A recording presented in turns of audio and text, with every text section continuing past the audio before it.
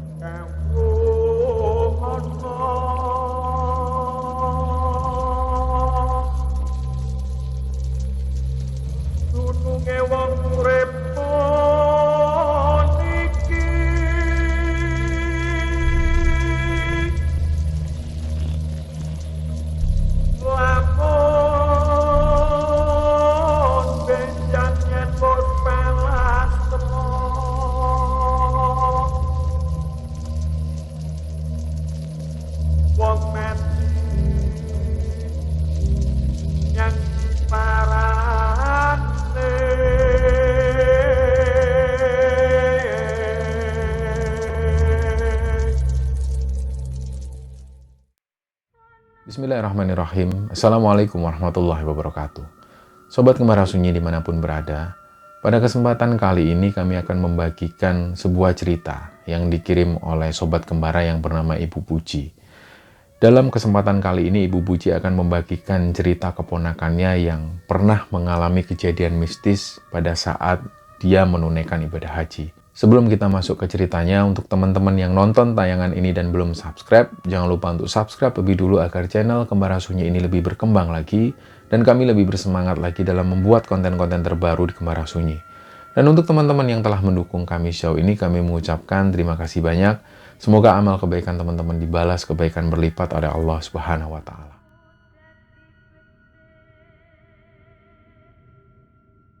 Di episode kali ini teman-teman, kami akan menceritakan sebuah cerita. Cerita ini dikirim oleh Sobat Kembara. Beliau ini adalah ibu-ibu berusia 59 tahun. Nama beliau ini adalah Ibu Puji. Jadi sebenarnya Ibu Puji ini adalah nama samaran. Dan beliau bercerita bahwa beliau ini mengikuti Kembara Sunyi dari sejak awal video Kembara Sunyi ini tayang. Jadi di sekitaran tahun 2020, Bu Puji ini sudah nonton Kembara Sunyi. Sebenarnya Bu Puji ini punya banyak cerita mistis, tapi ada cerita yang menurut Bu Puji ini harus diceritakan. Apalagi juga ada permintaan dari pelaku sendiri, yaitu keponakannya Bu Puji sendiri yang bernama Astrid. Nah, dalam cerita kali ini, Bu Puji ini ingin menceritakan pengalaman keponakannya itu, si Astrid ini, ketika Astrid itu melaksanakan ibadah haji. Jadi sebenarnya Astrid ini hubungannya agak terlalu jauh dengan Bu Puji. Jadi bukan keponakan langsung dari Bu Puji. Nah, di sekitaran tahun 2012, itu Astrid ini melaksanakan ibadah haji. Dan ada satu kejadian yang membuat Ibu Puji dan juga keluarganya itu merasa miris dengan kejadian yang dialami Astrid ketika di Tanah Haram atau di Mekah. Kita mundur lebih dulu di sekitaran tahun 90-an. Jadi pada saat itu memang Astrid ini sudah lama sekali ditinggal oleh kedua orang tuanya. Kedua orang tuanya itu bercerai. Dan sejak saat itu Astrid nggak memilih untuk tinggal dengan bapak atau ibunya. Dari situlah ketika Ibu Puji ini tahu bahwa Astrid ini sendirian, maka dari situ Bu Puji ini langsung mengambil inisiatif Astrid itu ikut bersama Bu Puji. Jadi waktu itu Astrid sudah dewasa, dan dia ini memang sudah lama sekali didaftarkan haji oleh bapaknya. Nah, di masa-masa itu ketika tinggal dengan Ibu Puji sendiri ini juga punya 4 orang anak. 2 anak Ibu Puji yang pertama itu adalah perempuan, yang nomor 1 dan nomor 2, dan nomor 3 dan nomor 4 ini adalah laki-laki. Nah, sedangkan usia Astrid waktu itu jauh lebih tua dari anak-anak Ibu Puji. Nah, yang membuat Ibu Puji itu agak nggak respect dengan Astrid itu karena di masa-masa mudanya itu Astrid ini memang beda dengan anak-anak lain. Dia sering kali pulang malam, dan waktu itu sampai Bu Puji ini sempat menegur si Astrid ini supaya nggak pulang malam karena nantinya dicontoh oleh anak-anak Bu Puji. Bu Puji nggak mau itu terjadi karena Astrid tinggal satu rumah dengan Bu Puji. Nah, pada waktu ditegur seperti itu, Astrid ini malah memilih untuk ngekos. Dia nggak mau tinggal lagi di sana karena waktu itu Astrid ini sudah bekerja. Ternyata dari situ Bu Puji sudah jarang sekali ketemu Astrid. Kalaupun beliau ini ketemu Astrid, beliau hanya ketemu pada waktu Hari Raya Idul Fitri. Nah, sampai kemudian di belakang hari ketika Astrid ini melakukan perjalanan haji itu, dan dia mengalami suatu kejadian yang luar biasa dahsyat, sepulangnya dari sana, selang beberapa bulan kemudian Astrid ini mendatangi Bu Puji dan dia ceritakan semua kejadian yang dia alami. Kenapa sampai pada akhirnya ketika Astrid ini menjalankan ibadah haji, dia seperti dihukum oleh Tuhan di sana.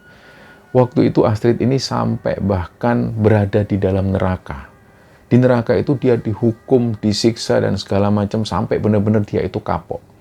Nah, dari sinilah kemudian secara belak-belakan Astrid itu cerita sambil terus-terusan menangis.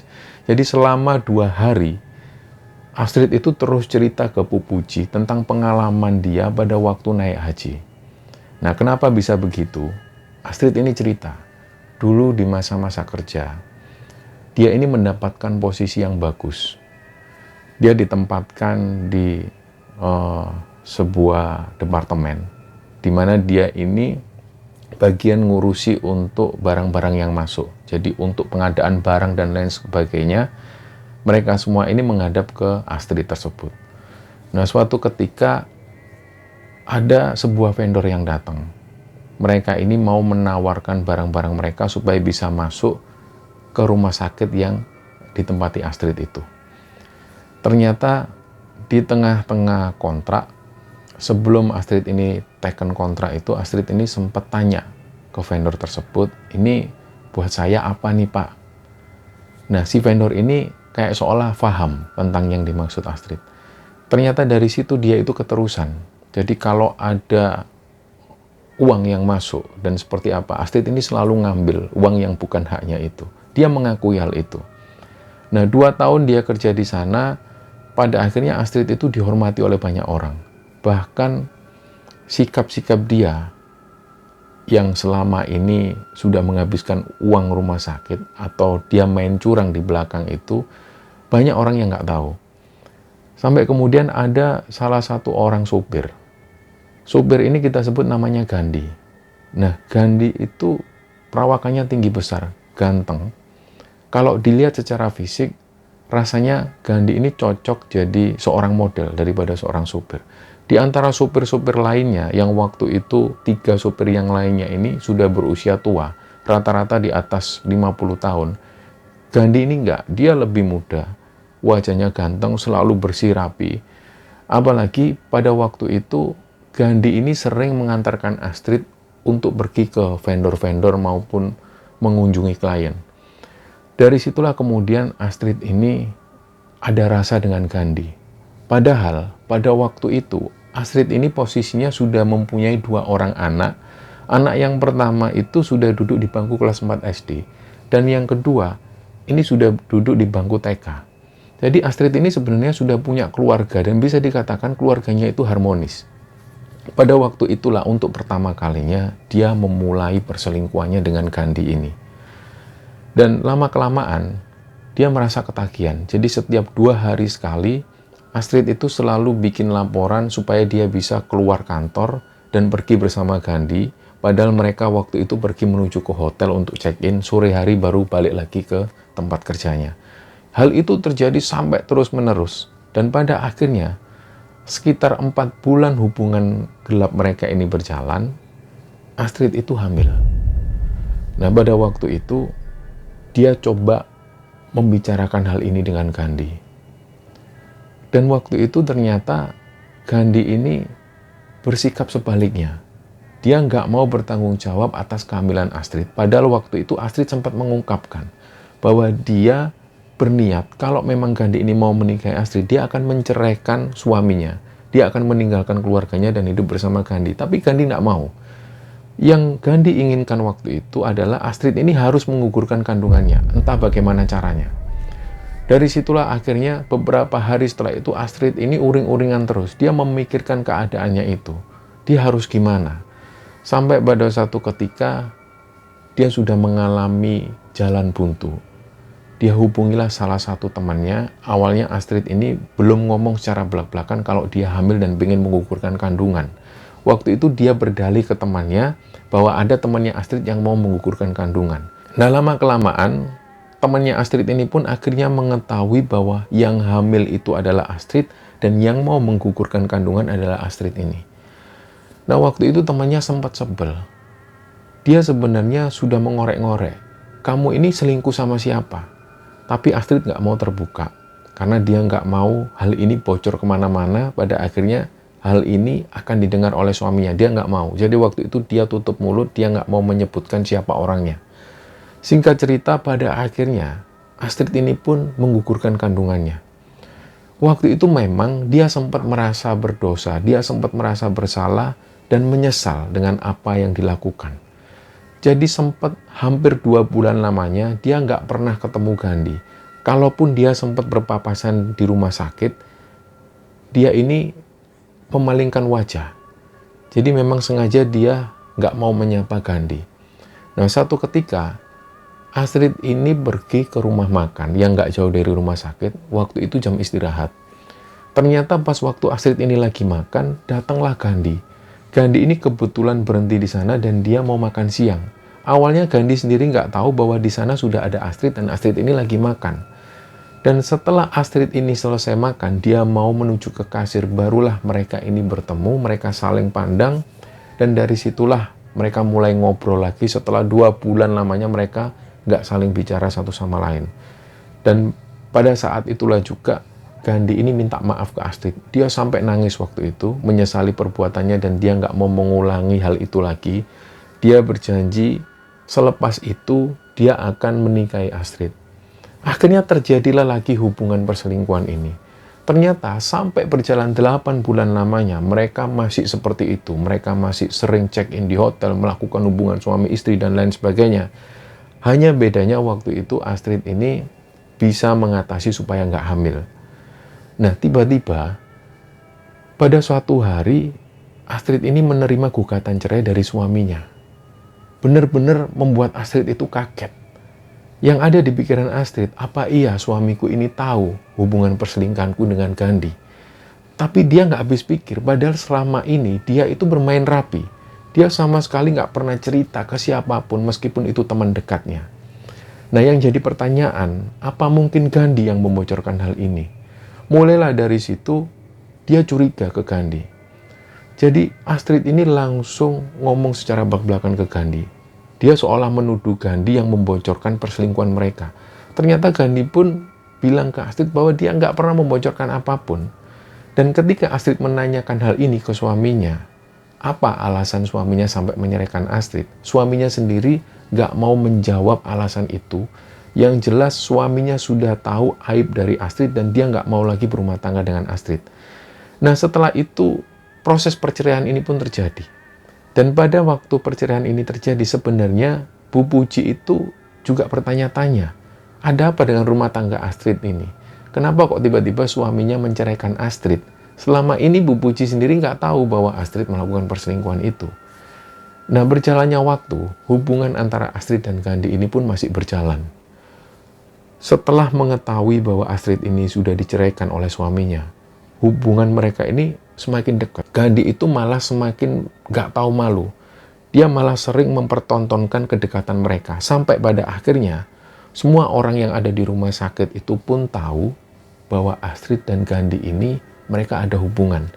Dan mereka sudah menyimpulkan sendiri dengan analisa dan penglihatan mereka bahwa Astrid ini diceraikan suaminya gara-gara perselingkuhannya dengan Gandhi. Nah, sampai pada suatu hari di sekitar jam 9 pagi, Astrid ini mengajukan surat permohonan untuk mengunjungi vendor. Sebenarnya yang ada di pikiran Astrid waktu itu, supaya dia bisa keluar dengan Gandhi dan bisa check-in di hotel. Jadi waktu itu yang diajukan permohonan untuk supir ini ditulis nama Gandhi. Ternyata begitu Astrid menuju ke lobi, yang datang ini bukanlah Gandhi, tapi sopir bernama Pak Imam. Pak Imam ini sudah lama sekali menjadi sopir di sana, usianya sekitar 55 tahun. Di situ Astrid tentu kaget, loh kok Pak Imam? Gandhi mana Pak? Saya mengajukan suratnya itu Gandhi. Loh, Bu Astrid nggak tahu Bu. Kan Mas Gandhi kan sudah keluar, sudah resign. Kapan itu seminggu yang lalu dia ini ngajukan surat resign, terus baru keluar kemarin kalau nggak salah Bu. Ibu Astrid nggak tahu ya. Di situ Astrid ini shock kaget. Kenapa kok tiba-tiba Gandhi ini resign tanpa mengabarkan hal itu ke Astrid? Dia langsunglah hubungi Gandhi waktu itu, ternyata nomor Gandhi ini nggak aktif lagi. Sementara selama Astrid ini menjalin hubungan dengan Gandhi, dia sama sekali nggak tahu di mana tempat Gandhi ini tinggal. Dia hanya pernah menyebutkan sekali bahwa Gandhi ini ngekos di satu daerah. Dan dia asalnya bukan dari kota itu, tapi dari luar kota. Jadi informasi tentang Gandhi ini Astrid sama sekali nggak tahu. Dan waktu itu ternyata 2 bulan sebelum Gandhi ini resign, Gandhi ini pernah pinjam uang sebanyak 20 juta ke Astrid. Dan ini bukan pertama kalinya. Bisa dikatakan Gandhi pinjam uang ini sudah berkali-kali dan saat itu adalah nominal yang paling besar, yaitu 20 juta. Jadi waktu itu Astrid ini merasa ditipu. Dia merasa dikhianati dan lain sebagainya. Selama ini dia selingkuh dengan Gandhi dan dia benar-benar mencintai Gandhi. Tapi ternyata Gandhi ini sengaja untuk mempermainkan Astrid. Dan sampai bahkan menipu Astrid dengan cara pinjam uang dan tidak dikembalikan. Jadi total waktu itu Astrid ini sudah kehilangan uang sekitar hampir 50 jutaan. Dan semuanya dibawa Gandhi. Banyak sekali alasan-alasan Gandhi waktu itu.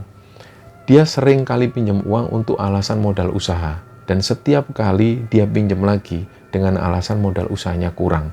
Dan terakhir 20 juta inilah yang dipinjam Gandhi kepada Astrid. Dan sampai pada akhirnya jejak Gandhi ini sudah nggak bisa lagi ditemukan. Nah, berhari-hari kemudian Astrid ini stres. Keluarganya hancur berantakan. Orang-orang yang ada di rumah sakit itu memandang sebelah mata kepada Astrid karena mereka tahu bahwa Astrid ini biang keladi. Dia sering sekali motong gaji karyawan dengan cara yang dia bisa. Kadang-kadang fee karyawan untuk sebuah acara di luar rumah sakit ini juga sering dipotong oleh Astrid dengan alasan-alasan yang nggak masuk akal. Jadi banyak sekali hak-hak dari karyawan yang ada di sana itu diambil oleh Astrid. Jadi mereka itu sebel luar biasa. Nah, semenjak saat itu, Astrid ini semakin nggak kerasan. Setiap kali dia butuh sesuatu dengan departemen lain atau dengan orang lain yang kerja di sana, orang-orang ini selalu mengabaikan, seolah nggak mau dimintain tolong Astrid. Dan sampai pada akhirnya dia pun nyerah, dia akhirnya mengundurkan diri, resign dari rumah sakit tersebut, dan pada akhirnya dari situ dia bingung, dia harus kerja apa. Nah, pas waktu dia nganggur itu, dia sempat menghubungi salah satu temannya yang berprofesi sebagai dosen di sebuah universitas swasta. Dia coba hubungi dan dia mau kerja apapun asalkan dia berpenghasilan. Lah temannya ini yang dosen, dia sudah nggak bisa berkata apa-apa karena Astrid juga teman baiknya dulu waktu kuliah. Si temannya ini cuma bilang, kamu mau nggak Astrid bantuin aku nyiapin berkas dan segala macam. Ya bisa dikatakan kamu asisten dosen lah, tapi aku nggak bisa ngasih kamu banyak. Ya udahlah nggak apa-apa, yang penting aku ada penghasilan buat bayar kos-kosan dan untuk makan sehari-hari. Jadi kondisi waktu itu benar-benar terpuruk. Seharusnya kalau dia nggak ditipu si Gandhi, paling tidak Astrid ini masih punya tabungan sekitar 50-60 jutaan.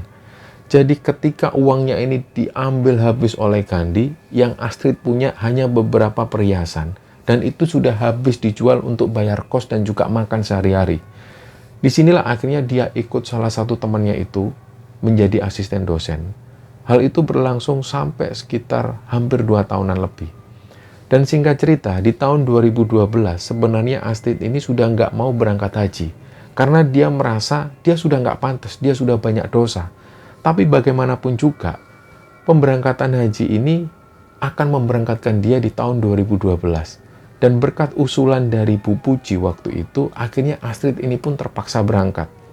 Ada beberapa uang-uang pelunasan yang harus dilunasi Astrid, waktu itu ditanggung oleh Bu Puji.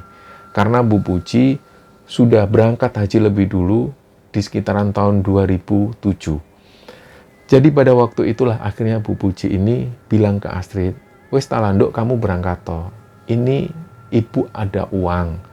Biar pelunasannya ibu yang nanggung. Kalau nanti kamu ada rezeki, kamu bisalah cicil ke ibu. Tapi kalau nggak ada ya wes nggak apa-apa. Kamu berangkat toh. Ini amanah dari bapakmu. Sudah kamu berangkat." Jadi pada akhirnya dengan berat hati, Astrid ini pun berangkat. Dia sendiri mengakui, selama beberapa tahun itu dia nggak pernah sholat. Dia jauh dari Allah. Bahkan dia nggak tahu bagaimana caranya ibadah haji. Jadi pas waktu dulu dia pernah mengikuti manasik haji itu, dia nggak seberapa merhatikan. Karena dia benar-benar sudah nggak niat waktu itu. Nah singkat cerita, berangkatlah pesawat ini menuju ke Mekah. Begitu pertama kali sampai di Jeddah, Astrid ini turun dari pesawat dan di airport itu tiba-tiba dia merasa kakinya itu panas luar biasa. Kayak seolah-olah dia itu menyentuh tumpukan-tumpukan arang yang sedang menyala. Panas luar biasa. Sampai-sampai waktu itu jamaah haji yang lain ini heran dengan kelakuan Astrid. Dia itu seperti loncat-loncat. Dan dia itu kayak nggak mau menyentuh lantai. Dari situ orang-orang ini bingung. Kenapa mbak? Kenapa kok seperti itu? Panas banget bu, masa ibu nggak kerasa? Ah, kenapa panas? Ya bu, panas banget bu. Sampai waktu itu dia lepas sepatunya dan telapak kakinya itu benar-benar merah. Seolah-olah dia baru menyentuh bara api yang luar biasa panas. Nah, mengetahui hal itu, panitia pelaksana haji ini mendatangi Astrid. Ada apa bu? Ini loh mbak, kaki saya kok panas banget. Kayak benar-benar saya ini menyentuh bara api. Ayo ibu ke ruang perawatan dulu. Diajaklah Astrid ini ke ruang perawatan. Dan waktu itu telapak kakinya ini diberi semacam cairan. Barulah dia mulai merasa agak dingin. Nah, pada saat keluar airport, jamaah haji menunggu di luar, menunggu bis. Tiba-tiba untuk sekali lagi Astrid itu merasa kakinya luar biasa panas. Jadi yang dia rasakan, dia itu kayak menyentuh tumpukan bara api. Sampai-sampai waktu itu Astrid nggak bisa lagi mau ngapain. Dia berpegangan ke semua orang. Nah kejadian itu hampir sekitar 5 menitan. Sampai kemudian panitia ini ngelihat keadaan Astrid waktu itu juga kasihan. Wajah Astrid ini sudah memerah. Semua tubuhnya itu mengeluarkan keringat. Sampai-sampai bajunya itu basah. Akhirnya Astrid ini pun dibawa menuju ke ruang perawatan lagi. Dan pada saat perjalanan itu, belum sampai ke ruang perawatan, dia tiba-tiba nggak bisa melihat lagi. Blank. Yang dia lihat adalah hitam. Nggak ada apapun selain warna hitam. Gelap. Awalnya dia masih bisa mendengar ada suara keramaian di bandara itu. Tiba-tiba suara ini semakin lama semakin menghilang. Dan dia akhirnya sampai nggak bisa mendengar suara apapun. Pas Astrid ini sadar, dia ngelihat dia masih ada di dalam ruangan. Di situ ada panitia pelaksana haji seorang perempuan yang dia panggil ustazah. Karena banyak sekali jamaah-jamaah haji yang memanggil beliau ini dengan panggilan ustazah. Jadi Astrid bilang, "Ustazah, saya kenapa kok ada di sini? Anu mbak, tadi mbaknya pingsan kayaknya. Sudah hampir 1 jaman ini. Kalau mbaknya sudah baikan, sudah enakan, ayo kita berangkat." "Iya, sudah ustazah." "Ya sudah, ayo berangkat yuk." Berangkatlah lagi Astrid ini dan singkat cerita, dia pun akhirnya mengikuti rukun haji. Nah, waktu itu dia ada di depan Ka'bah. Pada saat semua orang jamaah haji kebanyakan dari kloter dia, dari kelompok dia ini semua menangis melihat Ka'bah. Tapi waktu itu nggak terjadi dengan Astrid. Ada bisikan kecil dalam hati Astrid. "Ayo nangis, Ayo nangis, Astrid. Ini kan Ka'bah. Masa kamu sama sekali nggak nangis lihat Ka'bah? Ini kiblatnya umat muslim. Di seluruh dunia semua kiblat di Ka'bah ini. Kenapa kamu nggak menangis? Ini untuk kamu pertama kalinya melihat Ka'bah. Kenapa kamu nggak nangis? Dia sudah mengusahakan supaya dia nangis. Tapi waktu itu seolah-olah hati Astrid ini beku. Dia nggak bisa merasakan kesedihan itu. Sama sekali dia nggak merasakan apapun ketika melihat Ka'bah. Jadi nggak ada ikatan apapun waktu itu.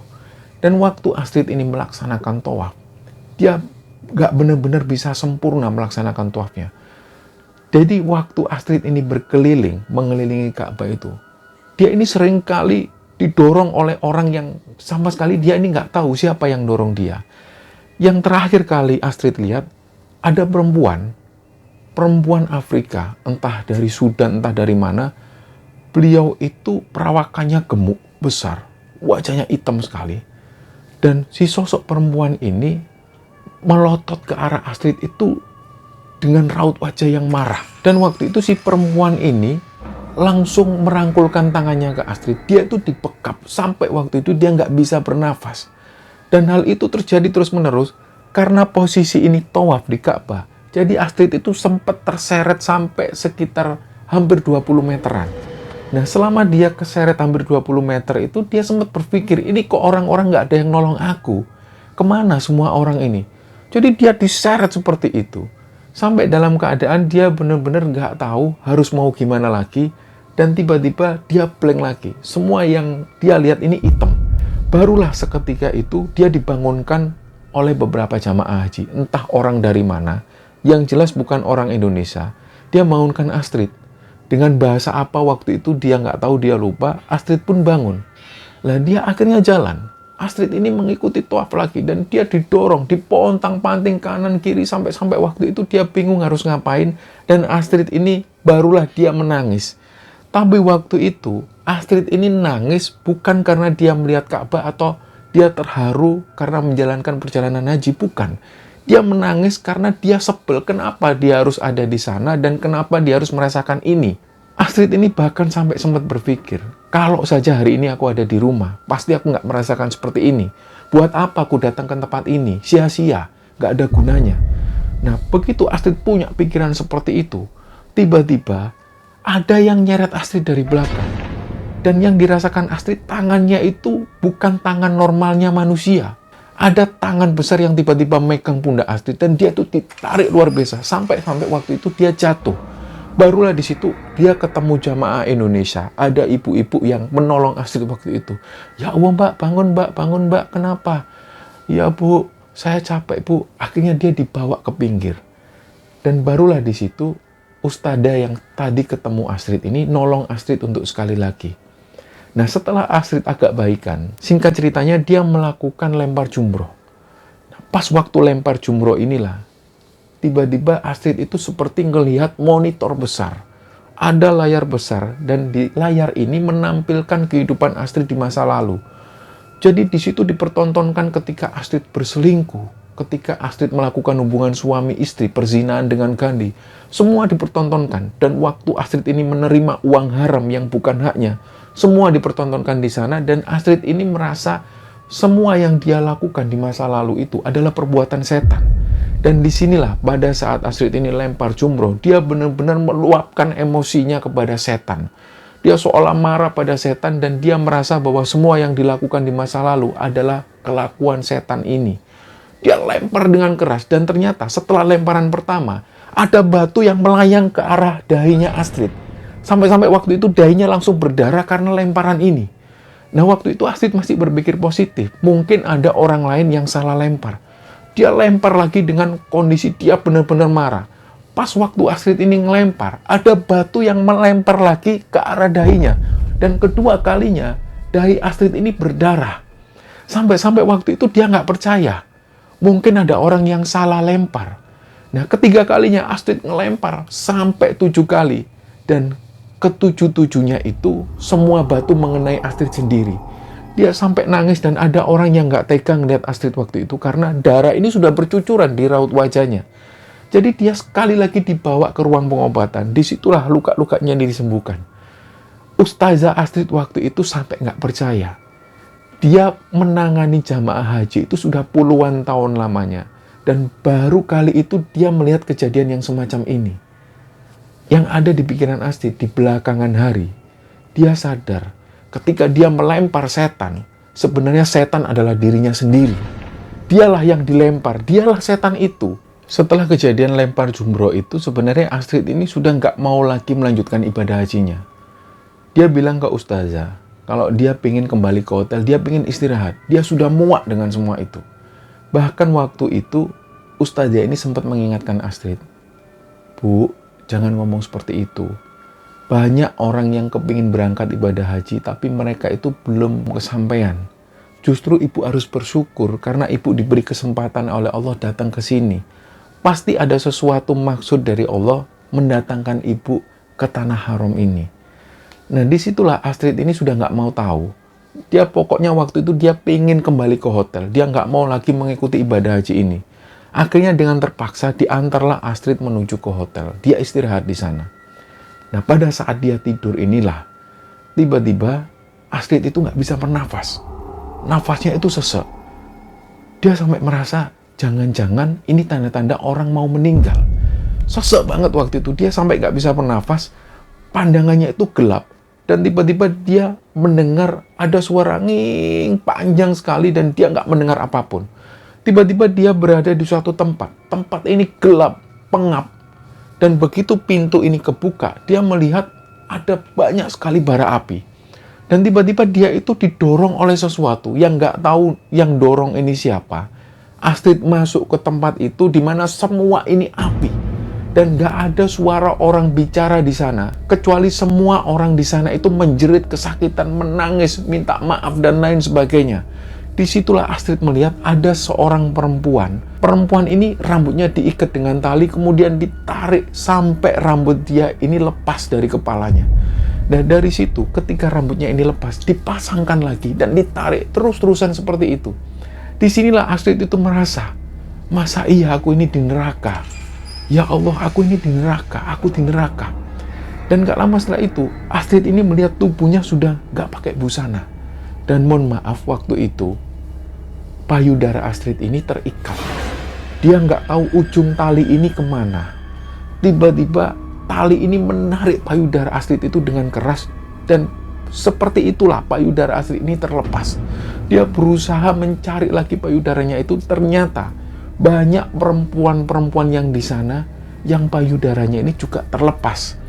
Dan Astrid waktu itu nangis, benar-benar nangis. Dia kesakitan luar biasa.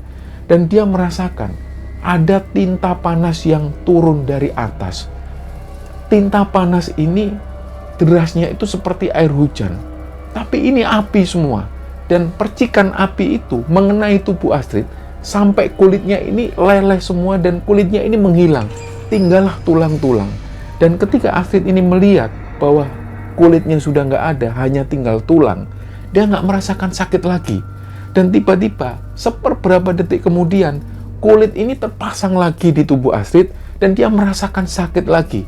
Pada waktu dia merasakan sakit lagi, percikan api yang panas itu terpecik lagi ke tubuhnya. Dan secara terus-terusan, kulit dia ini pun melepuh. Sampai kulitnya menghilang dan tinggal tulang. Diganti lagi dengan baru. Hal itu terjadi terus-menerus sampai dia ini benar-benar sudah nggak bisa harus ngapain. Bahkan dia waktu itu untuk bicara pun nggak bisa. Begitu Astrid ngelihat atas, ternyata di atas itu juga ada awan. Dan awan ini terbuat dari api. Semuanya api. Di tempat itu, yang didengar Astrid ini hanya teriakan-teriakan minta tolong. Teriakan-teriakan minta ampun. Dan tangisan-tangisan yang semuanya itu, mereka ini menyesal dengan apa yang mereka lakukan di masa lalu. Astrid pun juga seperti itu. Dia itu mengingat lagi dosa-dosa yang dia lakukan. Jadi seolah-olah waktu itu, Astrid ini yakin bahwa waktu itu dia sudah berada di dalam neraka. Dan dia merasakan seperti ini neraka itu. Panasnya luar biasa. Dan dia masih bisa merasakan sakit. Ketika kulitnya sudah nggak ada lagi, barulah dia nggak merasakan sakit. Tapi ketika kulit ini diganti baru, dia merasakan sakit lagi. Dan hal itu terjadi terus-menerus sampai dia ini nggak tahu ini jam berapa, hari apa, dia nggak tahu. Yang dia rasakan hanyalah penyiksaan-penyiksaan seperti itu. Dan pada akhirnya dia mendengar ada suara perempuan melantunkan ayat-ayat suci Al-Quran. Yang waktu itu Astrid ingat, perempuan ini membacakan surat Ad-Duha. Dia dengarkan terus-menerus dan entah kenapa Astrid itu merindukan suara ayat suci Al-Quran.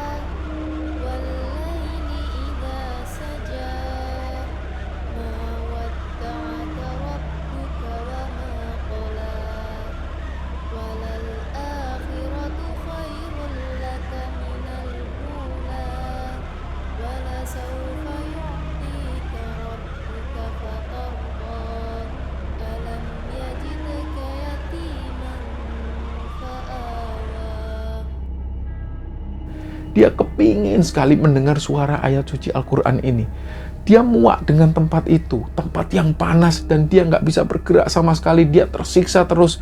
Jadi dicarilah suara itu, tapi dia sendiri juga nggak bisa. Nggak ada jalan di sana. Dia melangkah sedikit, dia pun jatuh ke jurang. Dan dia diangkat lagi ke atas, disiksa lagi seperti itu. Nah, pada akhirnya, dia ini jalan. Dia ketemu satu orang perempuan di sana.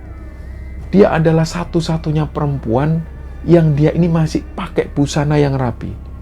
Beliau pakai busana putih-putih seperti orang yang lagi melakukan ibadah haji. Dia sendirian berdiri di sana. Sementara yang lain, mereka semua tanpa busana dan mereka semua tersiksa. Cuma perempuan satu ini yang duduk di sana. Astrid pun berusaha mendekati perempuan ini. Dia pengen ikut. Dan akhirnya dia pun berhasil mendekati perempuan ini. Astrid tanya, "Bu, saya mau pulang, Bu. Saya nggak mau di sini, Bu. Saya nggak mau di sini." Si perempuan ini cuma diem. "Saya nggak bisa apa-apa, Mbak. Bu, saya minta tolong, Bu. Saya minta tolong." Pas waktu Astrid ngomong seperti itu, dia ditarik lagi oleh sesuatu, tersiksa lagi. Dia coba sampai merangkak mendatangi si perempuan ini. Pada akhirnya perempuan ini pun berbalik arah. Dia jalan mendekati satu pintu. Disitulah Astrid berusaha semaksimal mungkin dia merangkak. Dan sampai pada akhirnya begitu dia mendekat ke arah pintu gerbang ini, kaki Astrid ini ditarik lagi oleh sesuatu, dia disiksa lagi. Dan begitu pun seterusnya, dia mencoba merangkak lagi mendekati pintu itu, sampai pada akhirnya tangan Astrid ini pun bisa keluar dari pintu itu, dan sosok perempuan ini, ibu-ibu yang pakai busana putih-putih itu, akhirnya megang tangan Astrid. Dia pun dibawa keluar. Setelah melewati pintu itu, Astrid ini baru bisa buka mata. Di situ dia ngelihat ada seorang ustazah yang kemarin-kemarin dia temui. Ternyata yang didengar Astrid, ada perempuan yang membacakan surat Ad-Duha adalah ustazahnya itu. Dan begitu ustazah ini tahu bahwa Astrid ini sudah membuka mata, beliau pun langsung senang. Beliau mengucapkan Alhamdulillah dan langsung memeluk Astrid. Dan secara bersamaan Astrid itu memeluk ustazahnya itu dan dia sambil menangis histeris. Astrid menangis histeris, dia ketakutan. Sampai-sampai pasien-pasien yang lain yang ada di sebelahnya itu juga ikut melihat ke arah Astrid. Dia teriak-teriak waktu itu. Dia ketakutan. "Ustazah, aku nggak mau balik ke tempat itu, Ustazah. Aku nggak mau, Ustazah." Dia benar-benar histeris waktu itu. Sampai-sampai ustazah ini coba menenangkan. "Sudah, Mbak. Sudah, Mbak. Sudah, jangan nangis. Sudah, jangan nangis. Istighfar, istighfar." Tapi Astrid masih terus-terusan histeris seperti itu. Dia masih ketakutan. Hal ini berjalan sampai sekitar hampir 10 menit. Kemudian ustazah ini menyuruh Astrid untuk minum air. Air ini sudah didoakan lebih dulu oleh ustazah tersebut. Setelah Astrid ini minum air tersebut, barulah dia agak tenang dan baru dia menceritakan kejadian yang dialami. Setelah Astrid menceritakan hal itu kepada ustazah ini, sang ustazah pun bilang, Mbak ini sudah koma di sini sudah sekitar 17 hari, Mbak." Lah Astrid pun kaget. Ternyata pada saat koma itulah dia diperlihatkan neraka, bahkan dia sempat merasakan panasnya api neraka. Dan disitulah akhirnya dia minta maaf ke ustazah. Dia ceritakan semua awal kedatangan dia ke Mekah. Awal kedatangan dia melihat Ka'bah. Dia tidak tersentuh sama sekali. Bahkan melihat Ka'bah pun gak ada ketertarikan sama sekali. Dan dia ogah-ogahan melaksanakan ibadah haji waktu itu. Sampai pada akhirnya sang ustazah ini bilang, "Sudahlah, Bu, diikhlaskan semua." Nah, setelah itu Astrid ini pun mencoba mengikhlaskan. Singkat cerita, Astrid ini pun pulang dari perjalanan haji. Dan setelah itulah, 2 bulan setelah dia pulang dari perjalanan haji itu, dia sengaja mendatangi Ibu Puji dan menceritakan semuanya ke Ibu Puji. Dari sinilah pada akhirnya Ibu Puji itu mengetahui semua cerita tentang Astrid. Dan setelah Astrid ini menceritakan semuanya ke Bu Puji, barulah Bu Puji ini tahu tentang masa lalunya Astrid. Dari situ Bu Puji ini cuma pesan sesuatu ke Astrid. Ya wis Tondo, kalau memang kamu ini sudah tobat, sudahlah tobat. Insya Allah Allah itu memaafkan semua kesalahan-kesalahanmu di masa lalu. Yang penting kamu sekarang berusaha untuk menjadi orang yang lebih baik lagi.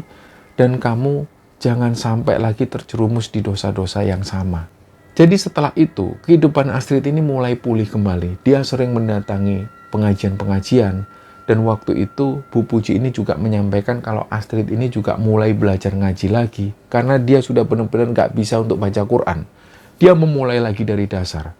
Dan sampai pada akhirnya, sekitar 3 bulan setelah itu, Astrid ini menemukan jodohnya. Seorang duda yang sudah mempunyai 3 orang anak. Beliau ini baik sekali dan sampai hari ini Astrid masih menjalin hubungan dengan pria ini dan dia berkeluarga dengan harmonis di sebuah daerah di Indonesia. Nah, pada satu ketika Astrid ini mengetahui Bu Puji itu sering sekali nonton Kembara Sunyi dan tiba-tiba Astrid juga tertarik ikut nonton. Dan pada suatu saat Astrid ini ngomong sendiri ke Bu Puji, "Bu, Ibu bisa nggak ngirim ceritanya Astrid ke Kembara Sunyi?" Waktu itu Bu Puji juga kaget. "Ngapain Tondo? Itu kan ada aibmu di sana." "Enggak Bu, Astrid maunya semua orang ini mendengar pengalaman Astrid. Supaya orang-orang bisa ngambil hikmah dan bisa ngambil pelajarannya. Yang penting nanti tolong nama Ibu, nama Bu Puji, nama Astrid ini disamarkan dan tempat tinggal kita juga disamarkan." Akhirnya dari situ pun Bu Puji menyetujui dan cerita ini akhirnya diceritakan kepada Kembara Sunyi. Dan sebenarnya cerita ini sudah 2 bulan yang lalu dikirimkan oleh Bu Puji, tapi kami sengaja menceritakan cerita ini pada momen yang pas. Pada saat ini adalah momen haji, di mana pada saat ini beberapa umat muslim di seluruh dunia sedang melaksanakan ibadah haji di Makkah. Dan dari sini juga kami mengucapkan terima kasih kepada Ibu Puji dan juga terutama kepada Bu Astrid yang telah mengirimkan cerita ini, telah membagikan pengalamannya kepada Kembara Sunyi, dan tentu harapan kami semoga kisah ini bisa kita ambil pelajaran, bisa kita ambil hikmah, supaya kita bisa menjadi pribadi yang lebih baik ke depannya. Dan pada kesempatan ini kami juga menyampaikan kepada para jamaah haji yang saat ini sedang melaksanakan ibadah haji, semoga ibadah hajinya diterima Allah Subhanahu wa taala dan semoga kita semua diberi kesempatan oleh Allah dan dimampukan supaya kita bisa berangkat menunaikan ibadah haji. Mohon maaf kalau ada salah-salah kata. Wassalamualaikum warahmatullahi wabarakatuh.